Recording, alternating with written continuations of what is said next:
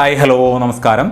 ഇന്ന് നമ്മൾ സംസാരിക്കുന്നത് ഈ ഒരു മാസം 2024 മാർച്ച് മാസത്തിൽ റിലീസ് ആവാൻ പോകുന്ന ഫോണുകളെ കുറിച്ചാണ്. 15,000 രൂപ മുതൽ ഏകദേശം 80,000 രൂപ റേഞ്ച് വരെയുള്ള ഫോണുകളാണ് ഈ ഒരു മാസം ലോഞ്ച് ചെയ്യുന്നത്. സോ സ്മാർട്ട് ഫോൺ എടുക്കാനായിട്ട് ഉദ്ദേശിക്കുന്നവരെ സംബന്ധിച്ചിടത്തോളം പുതിയ ജനറേഷൻ ഫോണുകൾ എടുക്കാനായിട്ട് പറ്റിയിട്ടുള്ള സമയമാണ്. സോ നിങ്ങളുടെ ഫ്രണ്ട്സോ ഫാമിലിയിലോ ആരെങ്കിലും ഫോണുകൾ നോക്കുന്നുണ്ടെങ്കിൽ ഈ വീഡിയോ ഒന്ന് ഷെയർ ചെയ്ത് കൊടുക്കുക. ചാനൽ സബ്സ്ക്രൈബ് ചെയ്യുന്ന കാര്യം പരിഗണിക്കാം.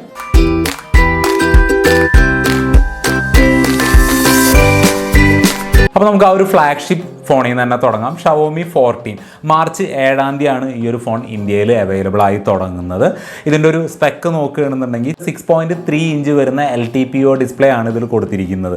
അതുകൊണ്ട് തന്നെ ഇതിൻ്റെ ഒരു മെയിൻ എതിരാളി ആവാനുള്ള ഒരു സാധ്യതയായിട്ട് കാണുന്നത് സാംസങ് ഗാലക്സി S24 ആണ്. ആൻഡ്രോയിഡ് 14 ബേസ്ഡ് ഹൈപ്പർ OS വരുന്നുണ്ട്. സ്നാപ്ഡ്രാഗൺ 8 Gen 3യുടെ പ്രൊസസ്സർ വരുന്നുണ്ട്. 50 മെഗാ പിക്സലിൻ്റെ മെയിൻ ക്യാമറ, 50 മെഗാ പിക്സലിൻ്റെ അൾട്രാ വൈഡ് ആംഗിൾ ക്യാമറ, അതുകൂടാതെ 50 മെഗാ പിക്സലിൻ്റെ ടെലിഫോട്ടോ ലെൻസ്, അങ്ങനെ ട്രിപ്പിൾ ക്യാമറ സെറ്റപ്പാണ് വരുന്നത്. 32 മെഗാ പിക്സലിൻ്റെ സെൽഫി ക്യാമറയും വരുന്നുണ്ട്. നമുക്ക് ബാക്ക് ക്യാമറ ഉപയോഗിച്ചുകൊണ്ട് 8K വരെ വീഡിയോ റെക്കോർഡ് ചെയ്യാനായിട്ട് സാധിക്കും. 4610 mAh ബാറ്ററിക്ക് 90 വാട്ടിൻ്റെ ഫാസ്റ്റ് ചാർജിങ്ങും സപ്പോർട്ട് ചെയ്യും എന്നുള്ളതാണ് ഇപ്പോഴത്തേക്ക് അറിയാനായിട്ട് സാധിക്കുന്നത്. ഇതിൻ്റെ ഒരു എക്സ്പെക്റ്റിംഗ് പ്രൈസ് എന്ന് പറയുന്നത് 70,000-നും 80,000-നും ഉള്ളിലായിരിക്കും. അടുത്തത് നത്തിങ് ഫോൺ 2A. ഈ ഒരു ഫോണിനെ കുറിച്ചുള്ള റൂമറുകൾ കേൾക്കാൻ തുടങ്ങിയിട്ട് ഒരുപാട് കാലമായി. ഫൈനലി മാർച്ച് 5-ാം തീയതി ഈ ഒരു ഫോൺ ഇന്ത്യയിൽ ലോഞ്ച് ചെയ്യുകയാണ്. ഇതിൻ്റെ ഒരു മാർക്കറ്റിങ്ങിൻ്റെ ഭാഗമായിട്ട് ഇതിൻ്റെ CEO ഒരുപാട് കഷ്ടപ്പെട്ടിട്ടുണ്ട്. പേരടക്കം മാറ്റി കാൾബായ് ആക്കി മാറ്റിയിട്ടുണ്ട്. ഇന്ത്യൻ മാർക്കറ്റ് പിടിക്കാൻ വേണ്ടിയിട്ടുള്ള തന്ത്രങ്ങളാണ്, അല്ലാതെ വേറെ ഒന്നുമല്ല. എല്ലാവർക്കും ഇപ്പോൾ ഇന്ത്യൻ മാർക്കറ്റ് മതി. ഇതാണ് ഏറ്റവും ലാഭമുള്ള മാർക്കറ്റ് എന്നാണ് പറയപ്പെടുന്നത്. എനിവേ ഇതിൻ്റെ ഒരു സ്പെക്ക് നോക്കുകയാണെങ്കിൽ ഇതിൻ്റെ ബാക്കിലും ലൈറ്റ് കത്തും. പിന്നെ ഇതിൻ്റെ ഒരു ഡിസൈനാണ് ഏറ്റവും കീ ഹൈലൈറ്റ് ആയിട്ട് എല്ലാവരും പറയുന്നത്.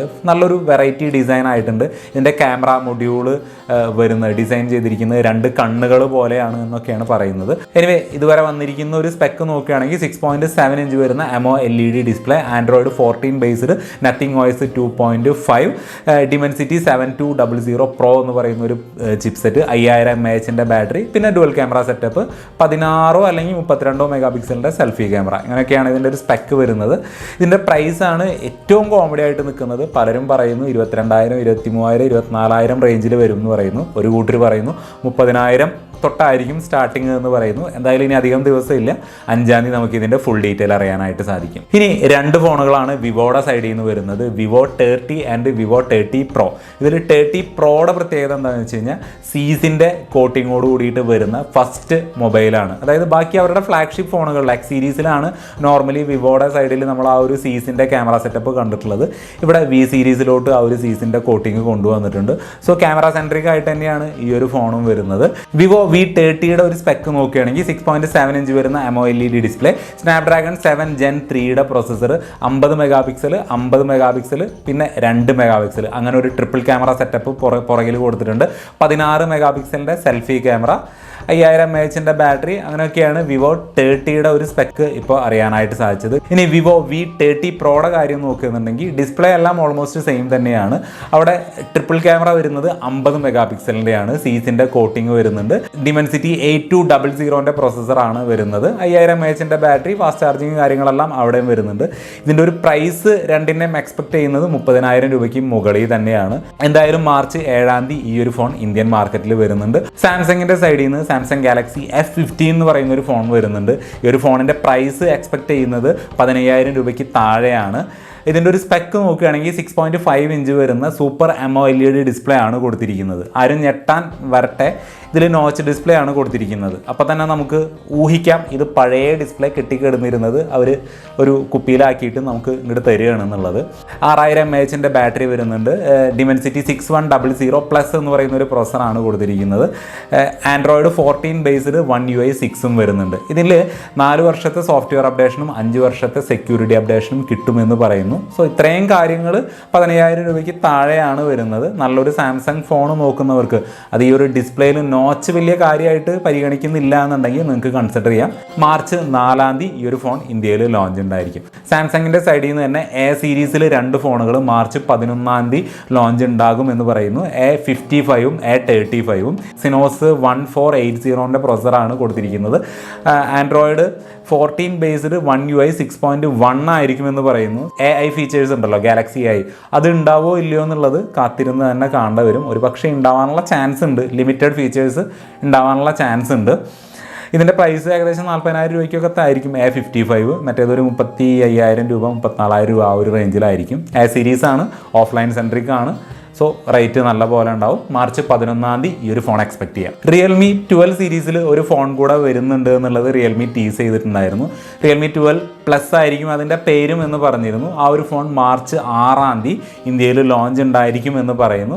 ഈ ഒരു ഫോണിൻ്റെ ഡിസൈൻ തന്നെയാണ് ഇവിടെയും പ്രത്യേകതയായിട്ട് നിൽക്കുന്നത്. ആ ഒരു പ്രീമിയം ഡിസൈൻ തന്നെയാണ് ഇതിലും കൊടുത്തിരിക്കുന്നത്. പ്രീമിയം ആയിട്ട് തോന്നുന്നവർക്ക് കേട്ടോ, എനിക്ക് അങ്ങനെ പ്രീമിയം ആയിട്ടൊന്നും തോന്നിയില്ല. ഇതിൻ്റെ ഒരു സ്പെക്ക് നോക്കുകയാണെന്നുണ്ടെങ്കിൽ Dimensity 7050 പ്രോസറാണ് വരുന്നത്.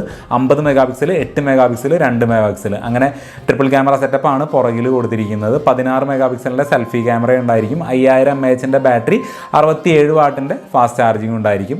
ഇതിൻ്റെ പ്രൈസ് എക്സ്പെക്ട് ചെയ്യുന്നത് ഏകദേശം 20,000 രൂപയ്ക്ക് താഴെയാണ്. സോ റിയൽമി ഫോൺ ഇഷ്ടപ്പെടുന്നവരാണെന്നുണ്ടെങ്കിൽ കാത്തിരുന്ന ഈ ഒരു മാസം തന്നെ നമുക്ക് ഈ ഒരു ഫോൺ വാങ്ങാനായിട്ടും സാധിക്കും. ഇനി നല്ലൊരു വാല്യൂ ഫോർ മണി കാറ്റഗറിയിൽ പെടുത്താൻ പറ്റുന്ന ഒരു കിഡിലൻ ഫോൺ ഐക്യൂൻ്റെ സൈഡിൽ നിന്ന് വരുന്നുണ്ട്. iQOO Z9 മാർച്ച് 12 ഈ ഒരു ഫോണിൻ്റെ ലോഞ്ച് വരുന്നത്. ആമസോൺ ത്രൂ ആയിരിക്കും ഈ ഒരു ഫോൺ അവൈലബിൾ ആവുക.